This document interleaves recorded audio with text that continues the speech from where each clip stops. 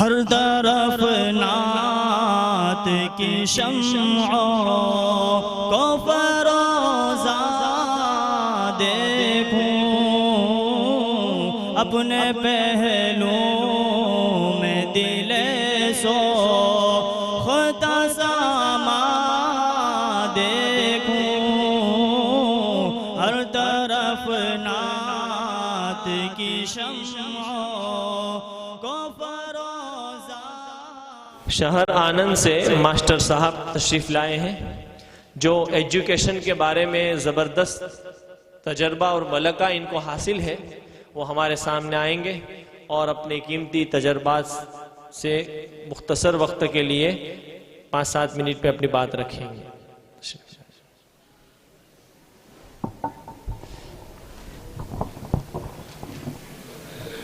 अस्सलामु अलैकुम व रहमतुल्लाह।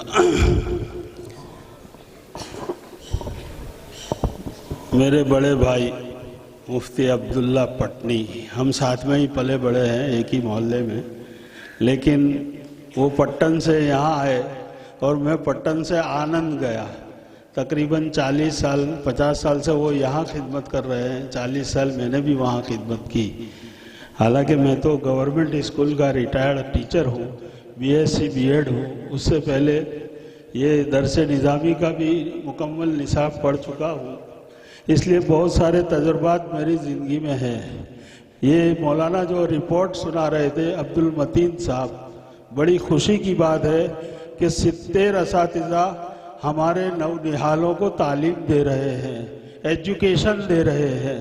और साथ साथ में बड़ी खुशी मुझे ये हुई कि 10वीं पास और हिफ्ज़ दोनों साथ में किया है। 7-8 सनदें ऐसी गई मुल्क भर में। हम जमीयतुल उलमा हो, मिल्ली काउंसिल हो, शाहीन ग्रुप हो, कोरोना के ज़माने में खुद मैं उसमें शामिल था।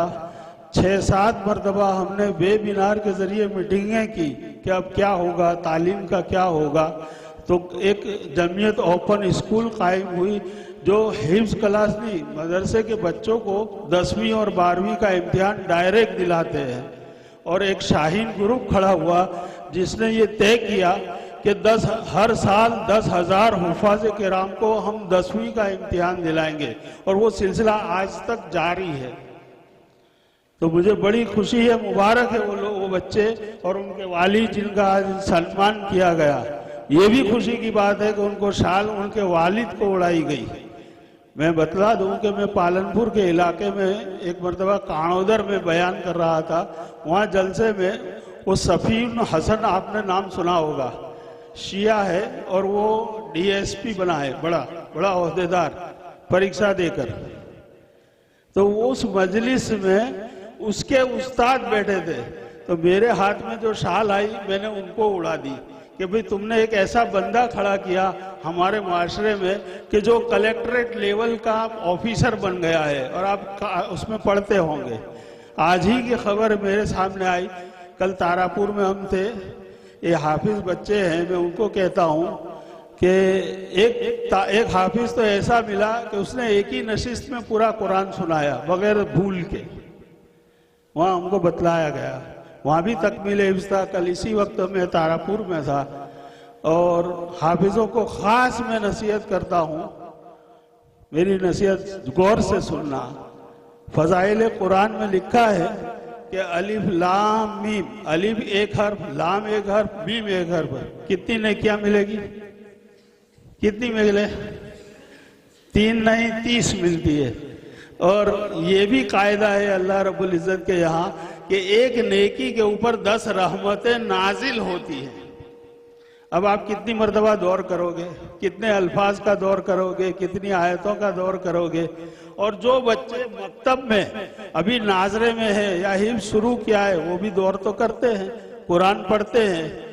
सिर्फ अल्लाह के कलाम की ये बरकत है कि नेकियां करोड़ों खरबों हमारे नामा अमाल में लिखी जाती हैं।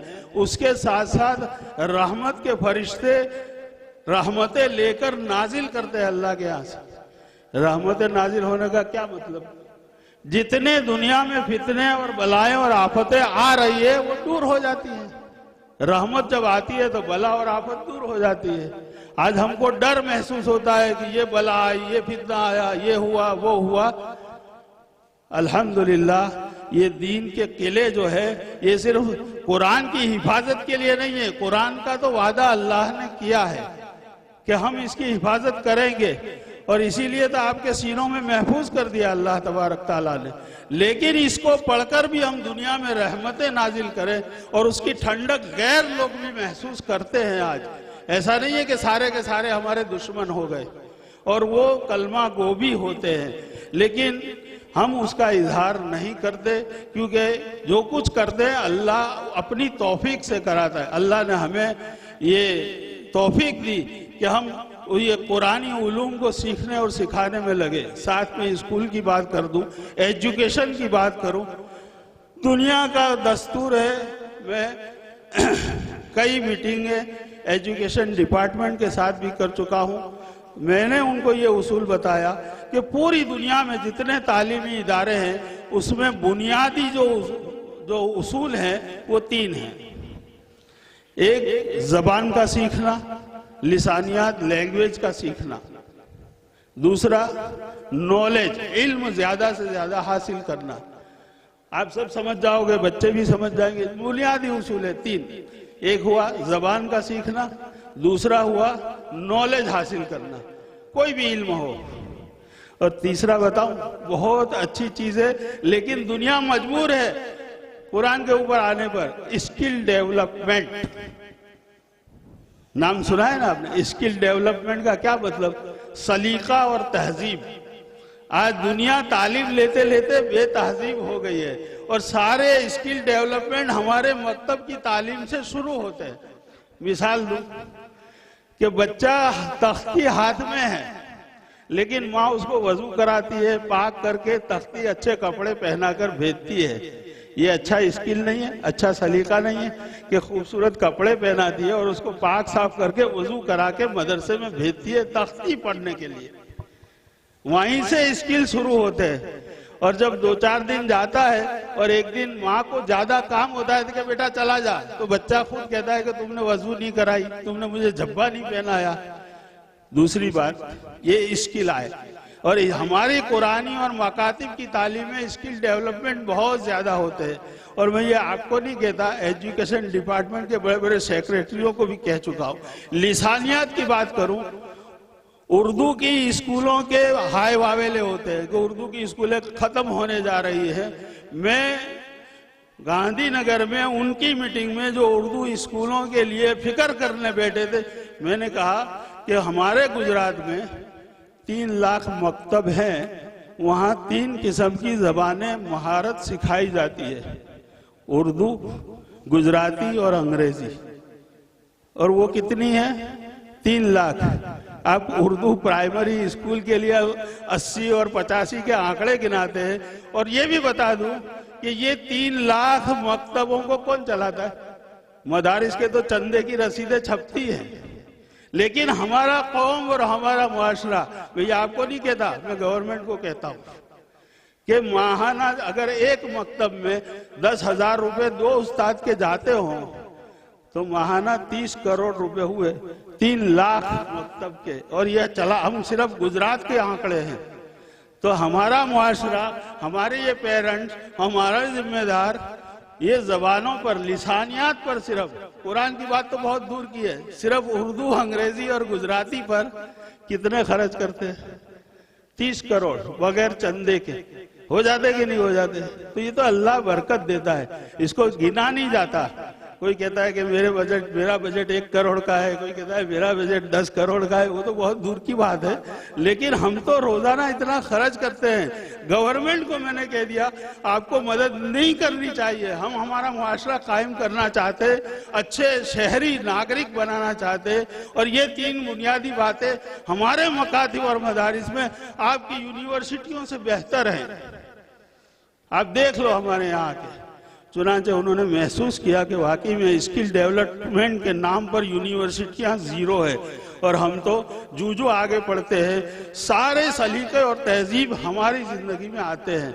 बस इतनी बात करनी थी। ये अच्छा, हिजाब के मुतालिक ये कह दूं, हिजाब का बहुत हाय वावेला पिछले सालों में हुआ। खुद मेरी स्कूल जामिया आनंद के अंदर में, वहाँ भी 700-800 बच्चे पढ़ते हैं, 80% लड़कियां हैं, और जितनी बालिग है बगैर बुरके के कोई नहीं आती। और जब सुबह में जाती है अंदर, वो एक बड़ा हाईवे है, आनंद घुसते ही वो ओवरब्रिज से लेकर सामरखा चौकड़ी तकरीबन 1 किलोमीटर का इलाका हिजाब वाली ही स्टूडेंट तालिबात से भरा होता है, आने में भी जाने में। इसलिए ऐसा नहीं है, कोई रुकावट नहीं होती। अल्लाह मदद करता है, बस अल्लाह के ऊपर छोड़ो, हमें अपना काम करना है। शुक्रिया, जज़ाकल्लाह। बहुत बहुत शुक्रिया, जज़ाकल्लाह। हज़रत वाला ने अपने कीमती तजर्बात और तालीम और एजुकेशन को लेकर बहुत सी कीमती बातें हमारे गोश गुजार कराई। जज़ाकुमुल्लाहु खैरा व अहसनल जज़ा फिद दारिन।